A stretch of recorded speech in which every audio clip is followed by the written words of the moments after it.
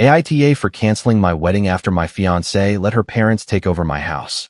I'm Edward, 37, and until 3 months before the wedding, I honestly thought I was just dealing with normal pre-marriage stress. Lauren and I had been together long enough that our lives already felt tangled in ordinary ways. She kept her favorite tea in my kitchen cabinet. I knew exactly how she liked the couch pillows arranged, even though I still thought there were too many of them. We could argue over takeout for 20 minutes, and then end up laughing on the couch with cold fries between us. I bought my house before we got engaged. It was not a mansion. It was not some dramatic family estate with gates and marble floors. It was a normal house with a creaky back step, a garage I had slowly organized over the years, and a small den where I kept boxes of paperwork, tools, and the folding table I used whenever wedding planning took over the dining room.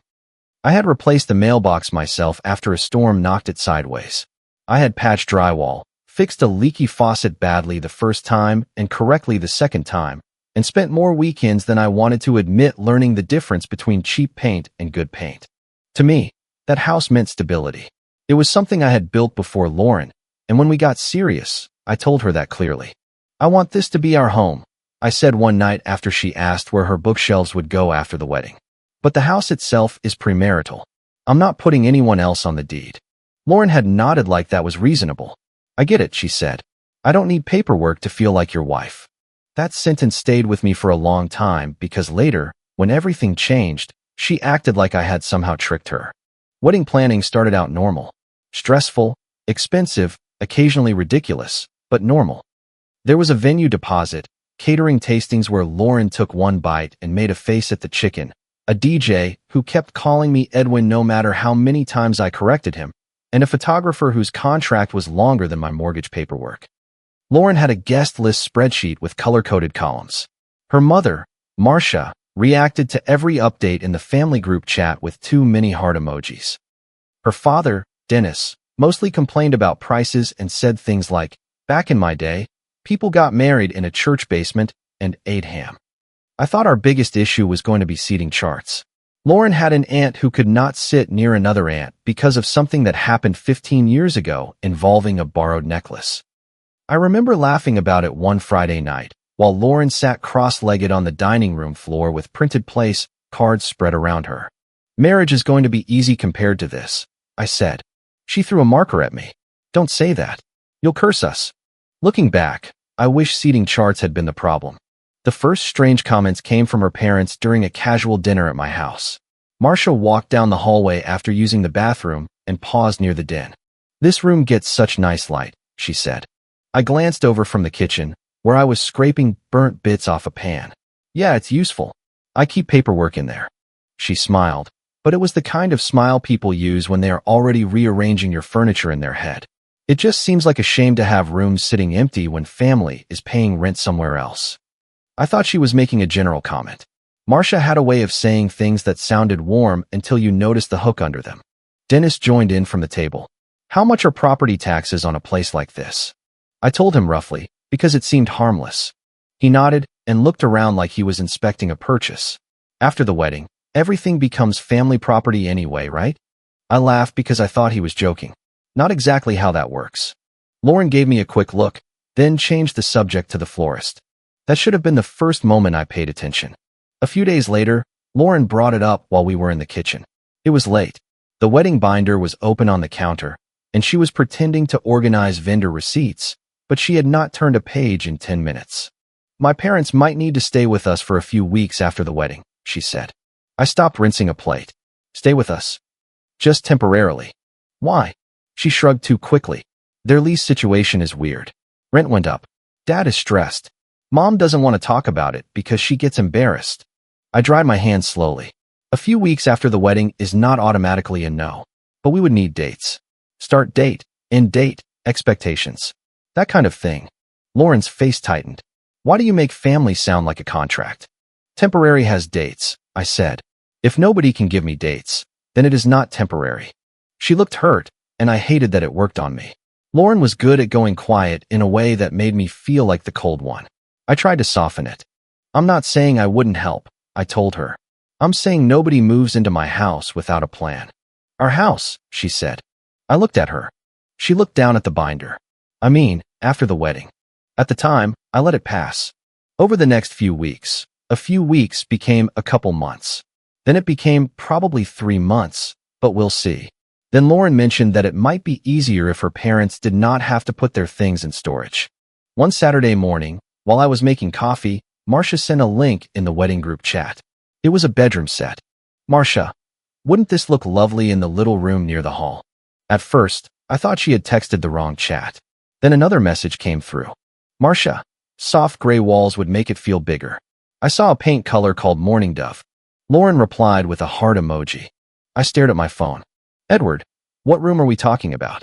There was a long pause. Then Lauren called me from the bedroom, even though we were in the same house. Can you not make it awkward in the group chat? She asked. Your mother is picking paint for my den. She's excited. About moving into a room I never offered? Lauren came into the kitchen wearing one of my old sweatshirts, arms crossed. A den is not more important than my parents feeling safe. This is my home, Lauren. You don't get to redesign it around a decision I haven't made. Her eyes filled with tears, but her voice stayed sharp. You're making my parents sound like squatters. I'm saying they can't plan a move-in by emoji. She walked away. Later that day, she acted normal again, but something between us had shifted. It felt like I had found a loose thread, and when I pulled it, the whole sweater started coming apart. The next step was the deed. Lauren brought it up after dinner one night while we were cleaning. She was wiping the counter in tight little circles, which usually meant she had rehearsed something. I've been thinking, she said. I want to feel secure as your wife. I put a glass in the dishwasher. Okay. And I don't think I can feel that way living in a house where your name is the only one that matters. I closed the dishwasher slowly. My name is on the deed because I bought it before we were engaged. I know that. Then what are you asking? She swallowed. I think you should add me after the wedding. I did not yell. I did not laugh. I just stood there trying to catch up with the fact that the woman who once said she did not need paperwork now wanted legal ownership. Lauren, I said, that's not something I'm willing to do. Her face went cold. So you want me to live in your house as a guest forever? No. I want us to build a marriage with clear boundaries. We can make agreements about expenses, savings, what happens if we buy a different house together later. But this house stays in my name. Why does everything have to be yours and mine? She asked. Why can't it just be ours? Because pretending property questions don't exist is how people create ugly divorces. That was the wrong word. Divorce. Her whole face changed. Wow, she said. We're not even married, and you're already planning the end. I'm planning clarity. No, she said. You're planning an exit. A week later, I suggested a prenup. I did not throw it at her like a weapon. I asked if we could talk with someone and put expectations in writing so both of us felt protected. We met at a coffee shop because I thought a neutral place might help. I brought a printed draft from a lawyer named Naomi, who had written it in plain language. It covered the house, wedding account contributions, separate property, future joint purchases, and basic household expenses. Lauren refused to read past the first page.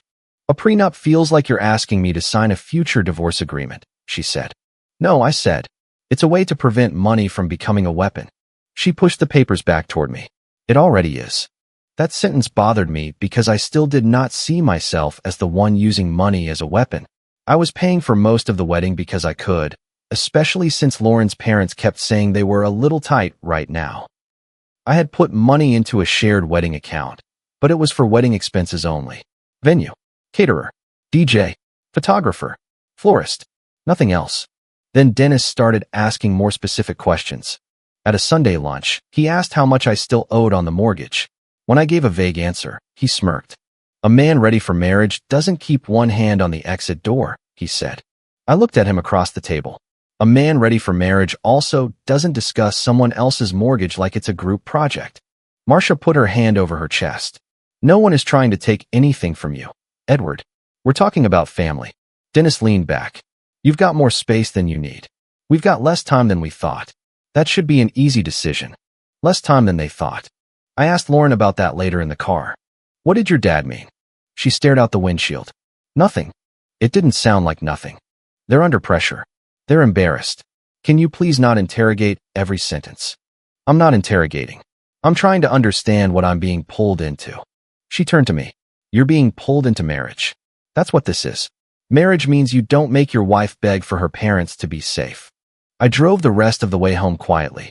My friend Trevor was the first person who said the thing I did not want to hear.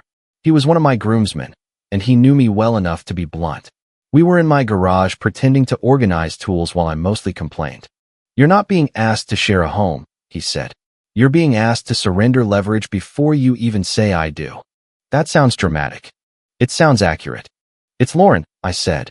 She's not some mastermind. I didn't say she was. I said she's choosing her parents' plan over your boundary. I wanted to dismiss him. Trevor could be too direct, and I did not want my marriage reduced to a property dispute. But after that conversation, I started saving things. Texts, emails, screenshots, vendor contracts, cancellation deadlines. The wedding coordinator had sent an email reminding us that the venue's refundable portion would drop sharply after the next Friday. The caterer had a separate deadline. The photographer deposit was mostly gone no matter what. The florist had not ordered the final flowers yet. The DJ had a small cancellation fee. I saved all of it. I also emailed Naomi again. I sent her the deed date, mortgage statement, wedding account details, and a summary of the renovation talk. She replied the next day. Helping family is not the same thing as creating a property interest. Do not pay for renovations with mixed funds until you understand the consequences. Do not let anyone move in without a written agreement. Keep it boring. Keep it written. Keep it factual. That email sobered me more than I expected. Not because it was dramatic, but because it was not. Naomi made it sound practical, like locking your car or keeping receipts. She was not telling me to fight.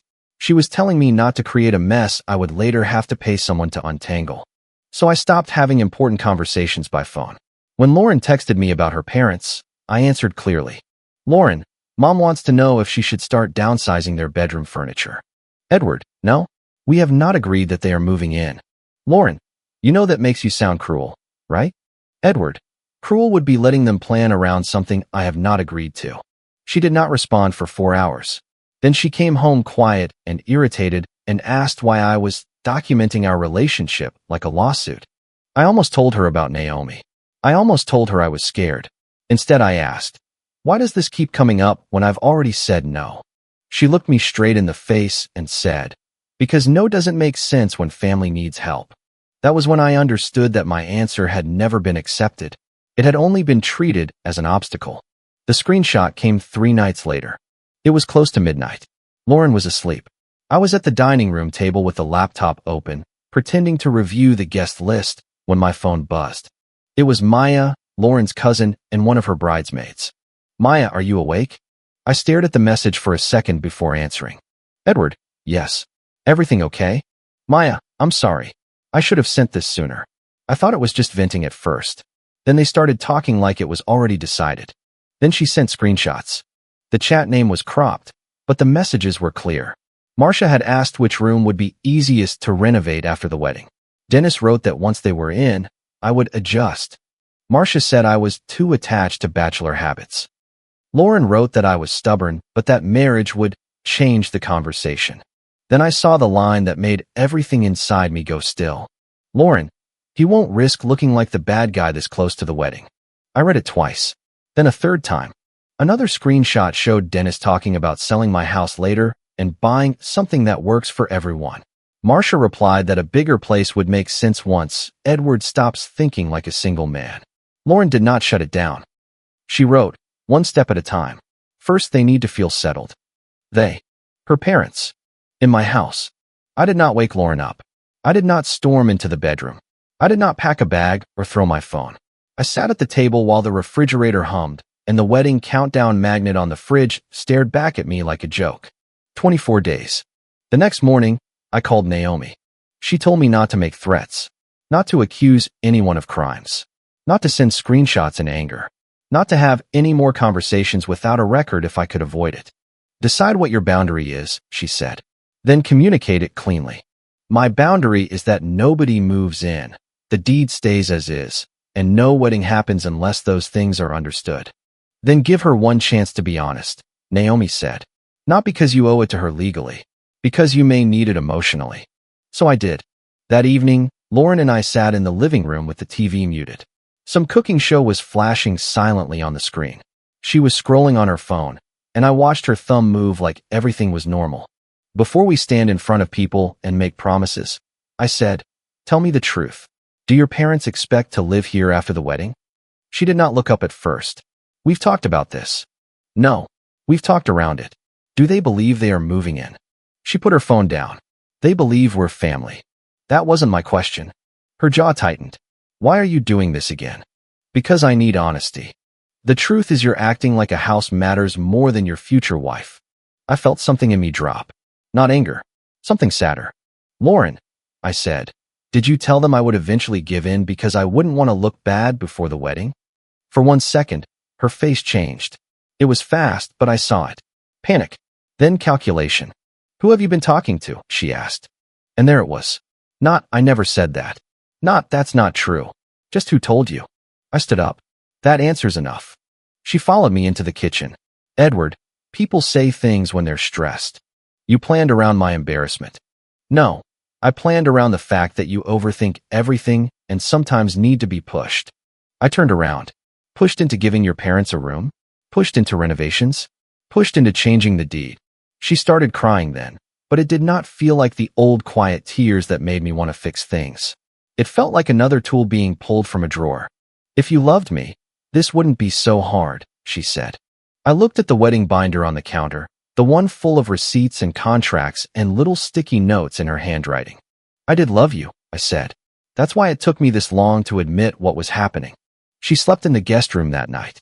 I slept badly in my own bed, listening to every sound in the house like it had become unfamiliar. The engagement dinner was already planned for that Saturday. It was supposed to be a final celebration before the wedding, just both families and a few members of the wedding party. I considered canceling it privately, but part of me wanted to see whether Lauren would stop it, whether she would tell her parents to back off, whether she would choose honesty before the whole thing exploded. She did not. Marcia arrived carrying gift bags and wearing the kind of cheerful expression that made my shoulders tense. Dennis arrived already loud, clapping me on the shoulder hard enough to make my drink slosh. "Big night," he said. Trevor was there too. He caught my eye from across the room and gave me a look that said, "Are you okay?" I gave him the smallest nod. The dining room looked like a wedding planning office had collapsed into a family dinner. Seating chart cards were stacked on the sideboard.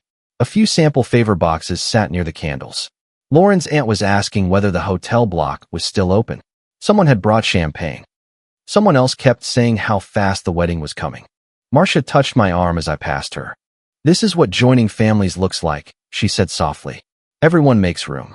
I looked at her hand on my sleeve until she removed it. Dinner was tense in the way family dinners get tense when half the table knows there is a problem and the other half only smells smoke. Lauren sat beside me, smiling too much. Her nails tapped against her glass. Dennis drank quickly. When dessert plates were still on the table, Dennis stood up with his wine glass. "I want to say something," he announced. Lauren went still beside me. Dennis smiled around the room. "Weddings are about more than two people. They're about families coming together. Marcia and I are proud of Lauren, and we're proud to welcome Edward. And we're looking forward to this next chapter in the house we'll all be living in soon." The table went quiet. Not completely. A fork clicked against a plate. Someone shifted in their chair.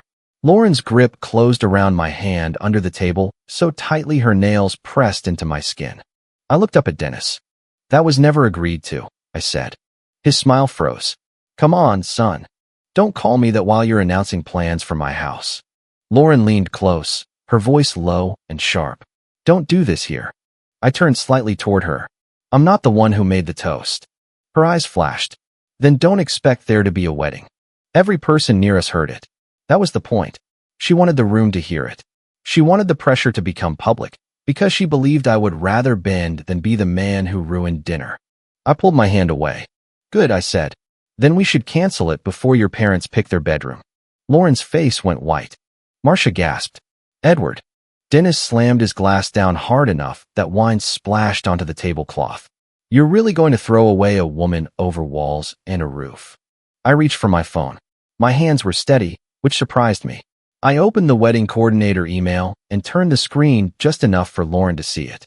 "Don't threaten me with canceling a wedding you expected me to pay for," I said. "The refundable deadline is still open until midnight." Lauren stared at the phone like it had betrayed her. I looked around the table. I was willing to marry Lauren. I was willing to build a life. But I was not willing to be cornered into turning a house I bought before this relationship into her parents' retirement plan. Marcia started crying. No one was trying to take anything from you. I looked at Lauren. You wanted a husband. Your parents wanted a house. Apparently, I was the only one who thought this was a marriage. That was the moment the dinner broke apart. Lauren stood so fast her chair scraped backward. You embarrassed me in front of everyone. You gave me an ultimatum in front of everyone. Because you won't listen. I listened for 3 months. I listened to temporary become indefinite. I listened to paint colors for my den. I listened to deed conversations and prenup accusations and your father talking about my mortgage. Dennis pointed at me. A real man takes care of family. No, I said. A real family does not treat vows like a lockpick. Trevor stood then, not dramatically, just enough that I knew I was not alone. Maya sat near the end of the table with tears in her eyes, staring at her plate. I picked up the slim folder I had brought with me. I had not planned to wave it around. I had not planned to humiliate anyone. It had copies of the vendor deadlines, the wedding account records, the deed date, and Naomi's email summary. It also had printouts of the screenshots Maya sent, but I did not pull them out. I looked at Lauren one last time. I'm canceling the wedding tonight. Any necessary communication can be by email. She laughed once, shaky and mean. You're insane. No, I said. I'm prepared. Then I left. Trevor walked out behind me. He did not say anything until we were outside, standing in the cool air near my driveway, while voices rose inside the house. You good? He asked. No. Okay. I appreciated that he did not try to make it better. Inside, my phone started lighting up. Lauren. Marcia. A number I did not recognize. Then the family group chat exploded. Lauren. I cannot believe you did this. Marcia. Please answer your phone. This is not how adults handle family. Dennis. You better think carefully before you humiliate my daughter further. I did not answer. I went to my laptop and sent the cancellation email to the coordinator before midnight. Then I emailed the venue, caterer, DJ, photographer, and florist according to each contract. The venue refund was partial but significant. The caterer had not finalized numbers, so most of that came back. The photographer deposit was gone. The florist cancellation saved more than I expected. The DJ charged a fee that I paid without arguing. The next morning, the coordinator replied, per your cancellation notice received before the deadline, the refundable portion will be processed within 10 business days. I stared at that sentence for a long time. It was so boring, so clean, so final. Then I handled the rest. I changed the wedding website password and unpublished the event page. I exported the guest list spreadsheet and saved a copy. I removed Lauren's access from the shared planning app because it was connected to my card. I transferred the remaining wedding account balance into a separate account according to what Naomi had told me to do and documented every transaction. I changed the smart lock codes and the garage keypad. I turned the doorbell camera back to private access. Lauren still had some things at the house, so I emailed her a list and offered 3 pickup windows with Trevor present. I kept everything boring, written, factual. Then I sent one message to both families. The wedding between Lauren and me has been canceled due to unresolved financial and property issues that could not be settled before marriage. I will not discuss this by phone or in person. Any necessary communication can be sent by email. It did not stop the storm, but it gave me a wall to stand behind. People took sides fast. Some did not even know what had happened, but that did not stop them from judging. Lauren's aunt texted me, I hope that house keeps you warm at night. One of her cousins wrote, you humiliated her because she wanted to help her parents? A groomsman who barely knew the details asked if he should cancel his hotel room, then added, man, this is messed up. My own relatives were confused too. My sister called and asked, did you really cancel at dinner? Yes. Edward. She told me there wouldn't be a wedding unless her parents had a real place in my house. There was a pause. Oh, she said. That part did not make it into the version I heard. Of course it had not. Lauren's version was simple. I had abandoned her because I refused to help her parents. I was selfish. I cared more about property than marriage. I had blindsided her publicly. Her parents were struggling, and I treated them like pests. Some of that was emotionally effective because it had just enough truth around the edges. Her parents were struggling. I had refused to let them move in. I did cancel the wedding publicly. That made the lie harder to untangle. So I did not post anything. I did not make a dramatic announcement. I did not send the screenshots to every guest. I sent limited proof to people directly involved who were spreading the incomplete version. To Lauren's aunt, I replied with a short timeline. The original few weeks, the shift to months, the renovation links, the deed request, the prenup refusal, and the engagement dinner ultimatum. I attached one screenshot only. Lauren's message saying I would not risk looking like the bad guy this close to the wedding. I wrote, I'm not asking you to take my side.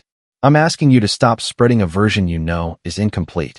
She did not apologize, but she stopped texting me. To my sister, I sent Naomi's plain language email and the group chat screenshot about selling the house later. She called me back crying, angry on my behalf. To be clear, she said, they were planning to get in first, then push you to sell? That's what it looks like. And Lauren knew? I looked at the screenshot again. Lauren wrote one step at a time. My sister went quiet. I'm sorry. Maya called me 2 days after the cancellation. She sounded exhausted. I told Lauren I'm not defending this, she said. You don't have to get involved. I already was involved. I stayed quiet too long. You sent the screenshots. I sent them late. I did not know what to say to that. She took a breath. I love my cousin, but I'm not lying for this. That line apparently caused another fight in Lauren's family. I heard pieces of it through people who still thought I needed updates. Maya stepped down from bridesmaid duties even though there was no wedding left. Marcia called her disloyal. Dennis accused her of ruining Lauren's life. Maya told them they had done that themselves. The practical consequences came faster than the emotional ones. Without the wedding deadline, Marcia and Dennis lost the pressure point they had been using. They could no longer say everything had to be settled before the honeymoon. They could no longer imply that I would look cruel in front of guests. They had to face whatever housing and money problems they had been hiding from the extended family. And they were worse than Lauren had admitted. I learned later that they had not just been dealing with a rent increase. Dennis had made some bad financial decisions, and Marcia had been telling relatives they were downsizing by choice, while privately panicking. I did not enjoy knowing that. It did not make me feel victorious. It made me angry that instead of being honest, they had tried to wrap their crisis in wedding lace and hand it to me like an obligation. Lauren tried every tone over the next week. First, she cried in voicemails. Edward, please. We can talk about this. You can't just throw everything away. Then she got angry. You made me look like I was using you. Then she tried apology. I should have handled it differently. I was scared. You know how my parents are. They pressure me too. I believe that part. I really did. Lauren was not some cartoon villain sitting in a dark room plotting deed transfers. She was a woman scared of disappointing her parents, scared of instability, and willing to make me pay the price for that fear. That was more human, but it was not less damaging. Finally, I answered one call. Not from the house. I sat in my car outside a grocery store because I did not want her voice filling the room she had tried to give away. She was crying when I picked up. So that's it, she asked. The house wins. No, I said. The truth wins. The house just showed me the truth before the wedding did. You made me look like I was using you. No, Lauren. I stopped helping you hide it. She went silent except for a shaky breath. I loved you, she said. I loved you too. Then how can you do this? Because I didn't choose a house over you. I chose not to marry someone who thought marriage made my boundaries disappear. That's not fair. What wasn't fair was planning around my embarrassment. What wasn't fair was telling your parents I'd give in because the wedding was close.